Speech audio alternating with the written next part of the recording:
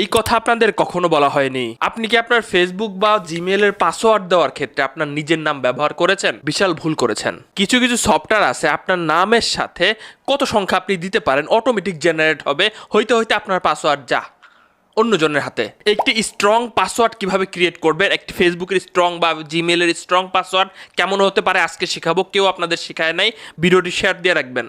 প্রথম কথা হচ্ছে আপনার পাসওয়ার্ডে ফোন নাম্বার ব্যবহার করা যাবে না, আপনার নাম ব্যবহার করা যাবে না, আপনার জন্ম তারিখ ব্যবহার করা যাবে না, আপনার জন্ম সাল ব্যবহার করা যাবে না, 1 2 3 4 এরকম সিরিয়াল বাই সিরিয়াল কোনো নাম্বার ব্যবহার করবেন না। চলেন একটা স্ট্রং পাসওয়ার্ড হতে কি কি লাগে আমি আপনাদেরকে বলছি। এইভাবে পাসওয়ার্ড সেট করবেন আজকেই। সাপোজ ধরে নিলাম আপনি একটি নামই দিবেন। প্রথমে আপনি ইংরেজি বড় হাতের ওয়ার্ড দিয়ে নামটা শুরু করবেন, এর পরের অংশগুলো থাকবে ছোট হাতের ওয়ার্ড। এরপরে আপনি সংখ্যা দিতে পারেন, যে কোনো সংখ্যা, তবে সিরিয়াল বাই সিরিয়াল না।